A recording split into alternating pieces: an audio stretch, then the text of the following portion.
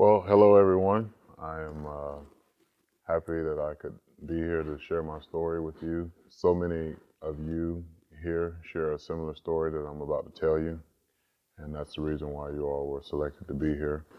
My real name is Thaddeus Bullard. I go around the world as WWE Superstar Titus O'Neil. Um, my mother, who is in the audience today, uh, had me at a young age. She had me at the age of 12. She was raped, and that's how I was conceived. We grew up poor. There were a lot of times that my mom had to figure out, how to keep the lights on, where we were going to stay, what we were going to eat. And for years, we struggled. As a kid, I got bullied. I got picked on because I used to wear high water pants. They used to tell me to pull my shoes up. I wore really thick glasses. My nickname was Eyes. I was told I'd be dead or in jail by the time I was 16 years old, and I started to believe that. I got a chance to go to a place called the Florida Sheriff's Boys Ranch, which is a place in Live Oak, Florida, where troubled youth go. If it wasn't for the Florida Sheriff's Boys Ranch, I wouldn't be sitting here before you today. I went there as a kid that was an underperforming student. I really didn't care about school. I didn't respect authority. I had been abused and beaten and told, that I'll never go to college, never graduate from high school. Definitely wouldn't go play professional sports of any sort. And went to the boys' ranch and got into a lot of trouble when I was there too. It wasn't an instant change, almost to the point where I almost got kicked off. And a guy there named Patrick Minogue, who was the regional director at the time, had a conversation with me that changed my life at 12 years old. He pulled me into the room and he said, "Why do you think it is that you get in trouble all the time?" And I said, "I don't know, man, I'm just a bad kid.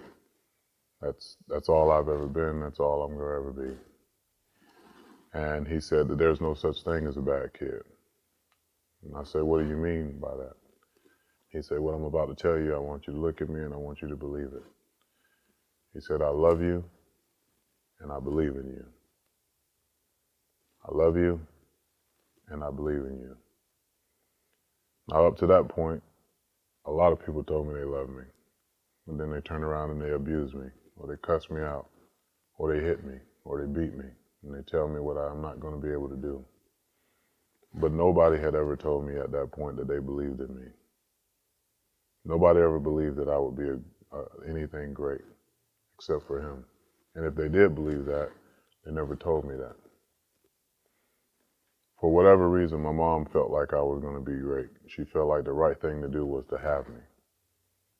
And there are millions of people literally around the world, families, children, from all walks of life, that I'm sure are just as grateful to her for making the decision to keep me in this world as I am. I went from being an underperforming student to being an honor student. I went from being a guy that lived in a 2-bedroom apartment with my mom and my family, or a 3-bedroom apartment in the projects, not knowing where I'm going to eat at, to graduating from college, graduating from high school with honors, the #1 recruit in the country. I was the same dude that was told I'd never play football. I was too skinny, I was too slow, too uncoordinated. I ended up being one of the top recruits in the country. I could have went to any school that I wanted to go to, and I chose the University of Florida. Go Gators. I chose the University of Florida because there was a woman, well, I chose it for numerous reasons, but away from football, there was an English teacher at my high school that was never my teacher. And she made sure that I understood what the importance of education was.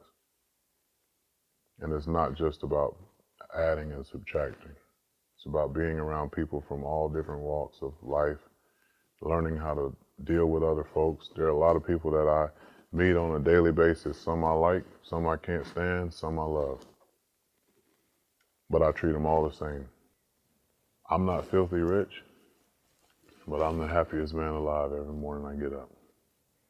Because I know at the end of the day, my mom could have made a different decision. Mr. Minogue could have chose the option of saying, yeah, let's send him home. And who knows what would have happened from there. Some of you have slept in the same room with your siblings,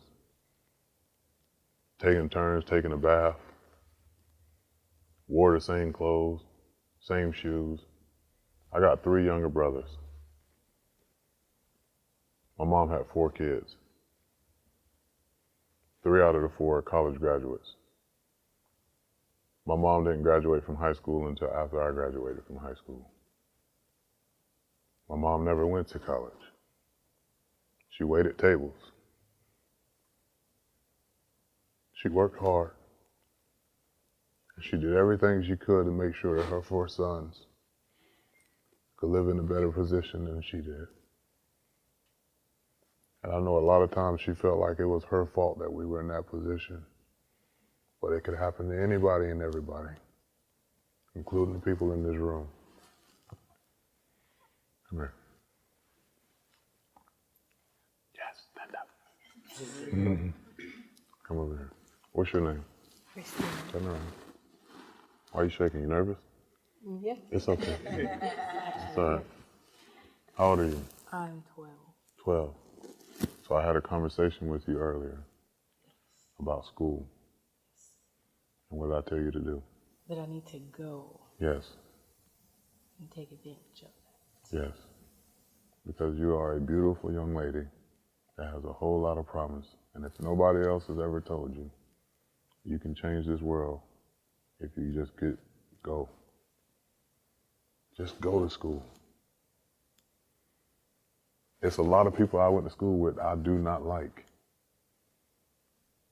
A lot of people that picked on me when I went to school that I hoped, I prayed I did not see. But you cannot get consumed with them because where you're going in life is so much farther than them. You understand? Yes, sir. Please believe me when I tell you that. I have no reason to lie to you. You have a lot in you, and I want to see you win, and the people around you want to see you win. Some of them just don't know how to tell you that. I know how to tell you, okay? I'm going to start by saying I love you, and I believe in you, okay? Give me a hug. Strong brothers. Y'all come here. Hurry up, because I saw some of y'all moving so fast. One of y'all is great in robotics. Which one is it? You? Who does the robotics? Pretty much all. All of y'all, yeah. So I saw your mom. I saw a story on you guys. And I'm proud as hell of you. And I know that everybody in Metro Ministries, everybody in your school, they have every right to be 3 handsome men. Old light skin over here, I don't know what, with pretty eyes. I'm proud of y'all, man. And I want y'all to go out there and shake up the world. Deal? Deal. All right. Cool, man. Thank you. I want everybody in the audience to take their phone out that has a phone.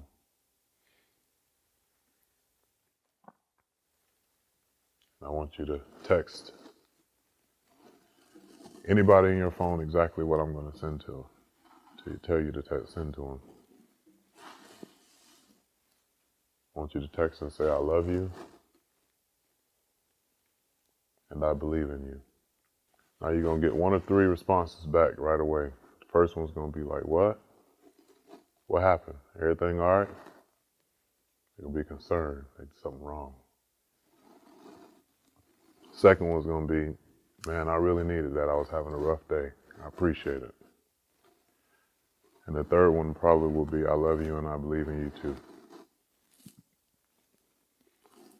Now, if you can have that impact on a person that you know Just imagine what happens when you do that to a stranger.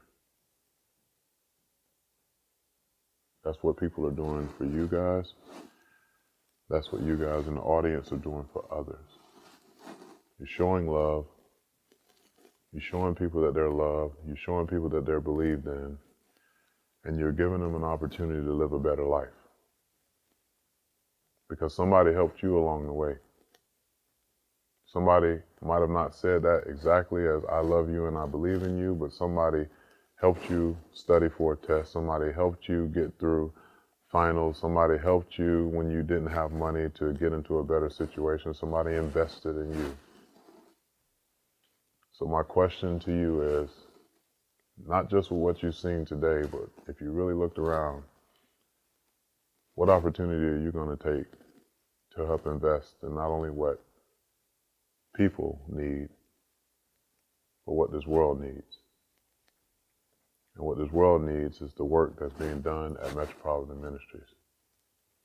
And what we need is people like you who are already committed to doing the right thing and investing in the mission and investing in the hope that they're trying to provide on a consistent basis.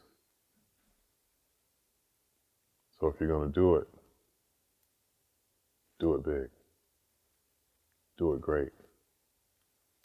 Do it to the best of your ability. Because the dividends that are paid in the lives of many that come through the doors of Metropolitan Ministries are only a fraction of what can happen once they go past those doors. People go to college. People start their own businesses. People finding their first home, sleeping in their own bed, cooking their own meals, coming into the situation where they had no hope and where they felt like they were not loved. Every kid in here is no different than me. But you know what? There's some people in that audience that were no different than me either. And there's some women in that audience that were no different and are no different than my mother, who is sitting in that audience as well. Beautiful, strong, passionate, loving, caring parents. God bless you all. And I love you. And I believe in you.